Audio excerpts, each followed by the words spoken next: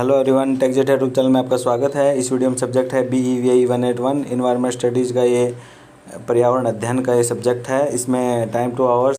इसमें हम आपको जो इग्नू के जो क्वेश्चन पेपर्स हैं, पर्यावरण अध्ययन वाला जो जून 2023 का क्वेश्चन पेपर है ये, इसके आंसर्स की आपको हम बताएंगे।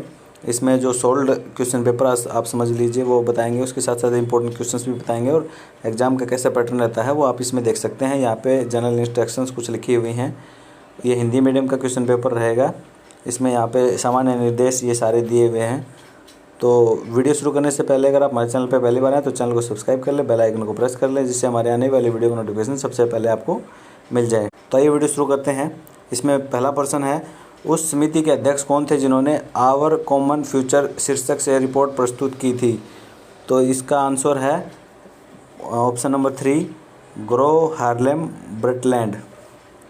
प्रश्न नंबर 2 है, निम्नलिखित में से कौन सा मानव रचित पर्यावरण नहीं है? इसमें पहला है फलों के बाग। इसके बाद है प्रश्न नंबर 3, 1992 में पर्यावरण और विकास पर संयुक्त राष्ट्र सम्मेलन UNCED आयोजित किया गया था।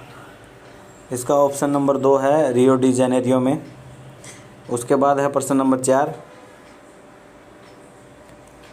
पारिस्थितिक तंत्र से संबंधित निम्नलिखित में से कौन सा कथन सही है? इसमें आंसर आएगा चौथा, यानी 4 आंसर है, पारितंत्र आमाप और जटिलता में अत्यधिक विरोधाभास प्रदर्शित करते हैं। प्रश्न नंबर 5 है, आहार श्रृंखला में शाक भक्षी प्रदर्शित करते हैं। इसमें ऑप्शन नंबर 2 आएगा, पोषिस्तर 2। तो इसमें दूसरा ऑप्शन है। ये जितने भी हम आपको क्वेश्चंस बता रहे हैं ये इग्नू के जो स्टडी मटेरियल है उसमें से देख के, और जो भी नेट की भी इसमें हमने सहायता ली है और इसको आपके लिए हम सोल्व करके लेके आए हैं।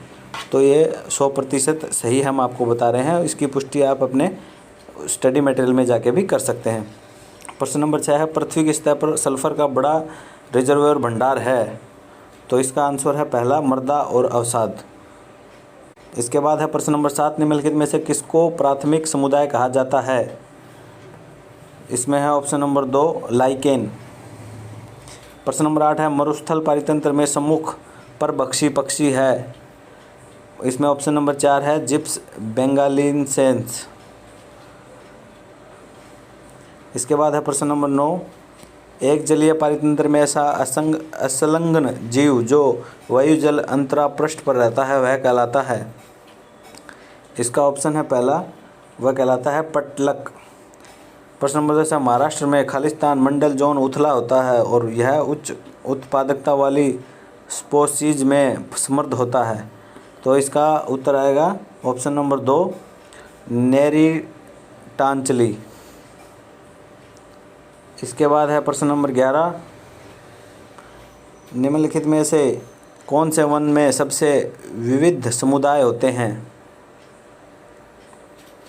यह है ऑप्शन नंबर 3, उष्णकटिबंधीय वर्षा प्रचुर वन। प्रश्न नंबर 12 है, पौधे से वाष्प के रूप में जल की हानि कहलाती है।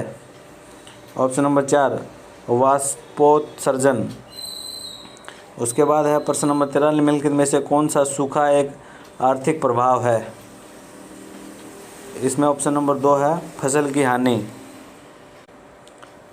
इसके बाद है इसमें प्रश्न नंबर 14, पश्चिमी और मध्य भारत के दक्कन और मालवा के पठारों में पाई जाने वाली मृदा का प्रकार है।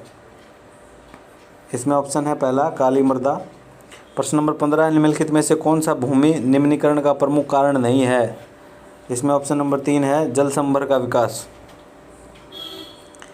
इसके बाद है प्रश्न नंबर 16, उष्णकटिबंधीय वर्षा प्रचुर वन के बारे में इनमें से कौन सा कथन सही नहीं है? इसमें ऑप्शन नंबर 4 है, वर्षा प्रचुर वन सिर्फ अमेजन और नील बेसिन के आसपास पाए जाते हैं। तो इसमें आपको नोट कर लेना है कौन सा कथन सही नहीं है। ये कभी आप मतलब प्रश्न को समझ ही ना पाएँ और जो सही कथन है उस पर आप टिक कर दें, ऐसा ना हो, इसलिए इसका ज़रूर आपको ध्यान रखना है। यह आकलन किया गया है कि भारत को अपनी पारिस्थितिकीय और आर्थिक आवश्यकताओं पूरा करने के लिए खालिस्तान प्रतिशत क्षेत्र में वनाच्छादन रखना चाहिए। तो इसका उत्तर है ऑप्शन नंबर 3, 33, यानी 33% क्षेत्र में आपको वन रखने चाहिए। प्रश्न नंबर 18 है, एनटीएफपी का पूरा नाम क्या है? 18 नंबर प्रश्न है इसमें।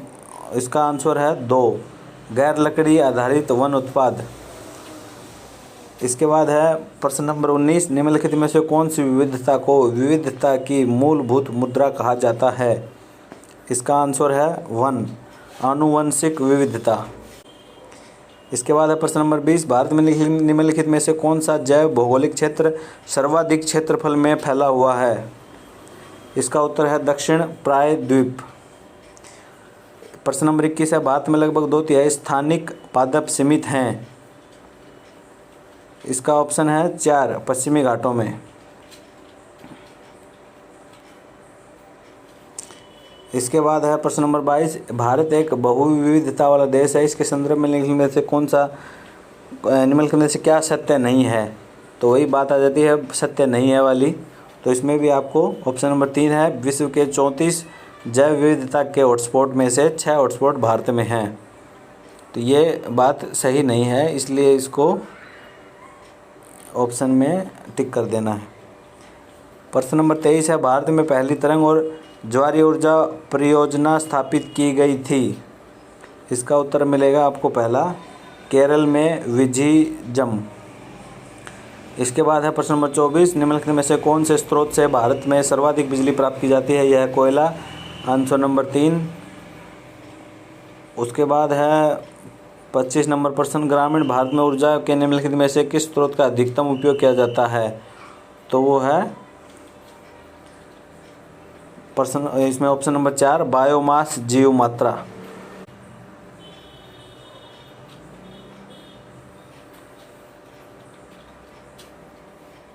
इसके बाद है प्रश्न नंबर 26, वह अधिकतम जनसंख्या जिससे प्रौद्योगिकी के दिए गए स्तर पर पृथ्वी के संसाधनों द्वारा समर्थित किया जा सकता है कहलाती है? इसमें है ऑप्शन नंबर 3, जैव भौतिक धारण क्षमता। प्रश्न नंबर 27, निम्नलिखित में से कौन सा प्रजातियों के चयनात्मक विनाश का एक उदाहरण है? इसका उत्तर है यात्री कबूतर।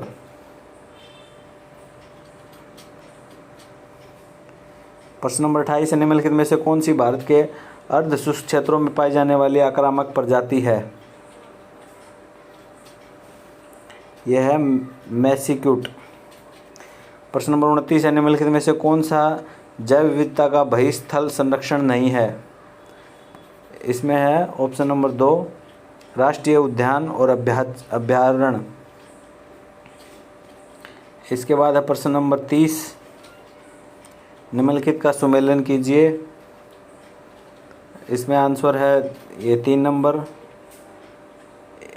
एक में 3, ए में 3, बी में 1, सी में 4, डी में 2। तो ये आंसर है। इसमें यहाँ पे 30 क्वेश्चन कंप्लीट हो गए हैं।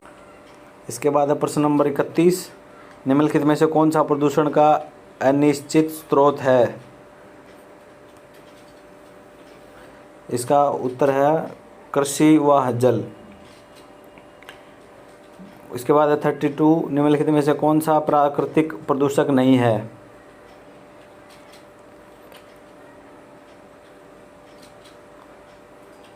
इसका है उत्तर नंबर 3, कुसाहा यानी स्मोग। इसके बाद है प्रश्न नंबर 33, डीटीएस का पूरा नाम क्या है?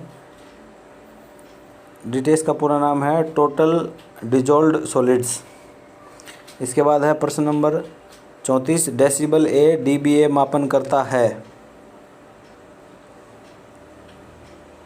इसका आंसर है 4, ध्वनि के तारतव और दाब का।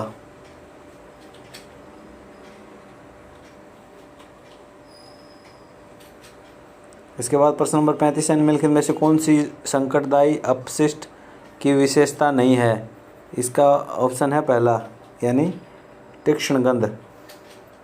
इसके बाद प्रश्न नंबर 36, निम्नलिखित में से कौन सा संकटदायी अपशिष्ट का भौतिक उपचार है?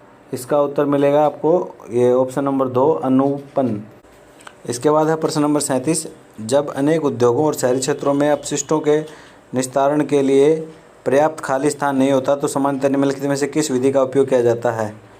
तो ये 37 नंबर प्रश्न है। इसमें ऑप्शन आएगा 3, भस्मीकरण। प्रश्न नंबर 38 है इसमें, जलवायु परिवर्तन पर अंतर सरकारीय पैनल IPCC की स्थापना हुई थी। यह है ऑप्शन नंबर 4 1988 में।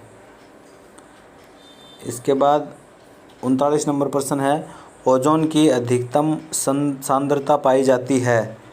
इसमें ऑप्शन नंबर 2 है समतापमंडल स्ट्रेटोस्फीयर में। प्रश्न नंबर 40 है, निम्नलिखित में से कौन सा अम्ल वर्षा का प्रभाव नहीं है? तो इसका उत्तर है पहला, पृथ्वी की सतह पर तापमान का बढ़ जाना।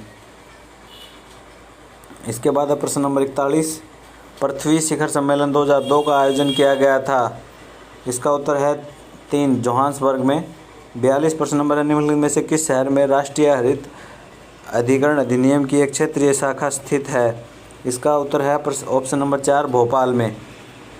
इसके बाद है प्रश्न नंबर 43, भारत के संविधान में निम्नलिखित में से किस अनुच्छेद में कहा गया है कि राज्य का प्रयास होगा कि वह पर्यावरण की सुरक्षा करे और उसका सुधार करे तथा देश के वनों और वन्य जीवों की सुरक्षा प्रदान करे?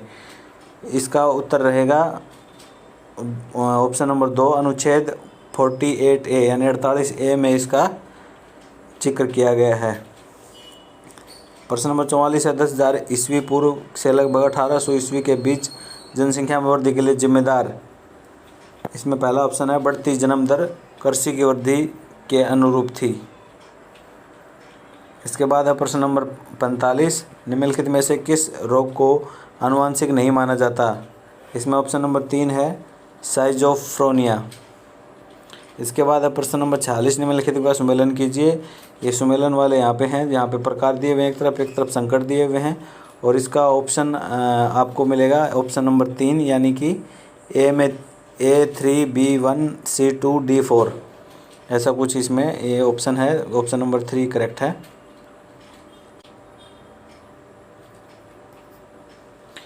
इसके बाद है प्रश्न नंबर 47, साइलेंट वैली शांत घाटी इस नदी पर स्थित है।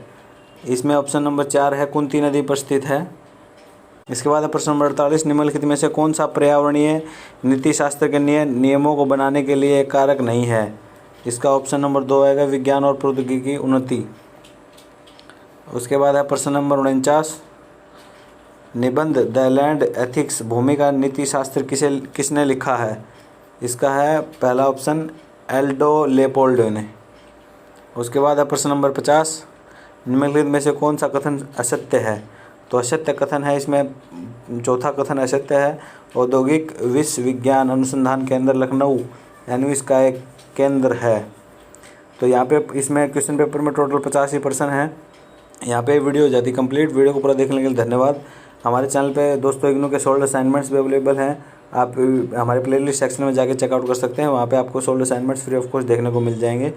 और वीडियो को लाइक ज़रूर कर दें, चैनल को सब्सक्राइब करना ना भूलें और आने इग्नू के लेटेस्ट अपडेट्स के लिए चैनल को सब्सक्राइब कर लें। तो बहुत ही जल्द मिलते हैं नेक्स्ट वीडियो में, तब तक के लिए चैनल को सब्सक्राइब कर रखें। Thank you for watching.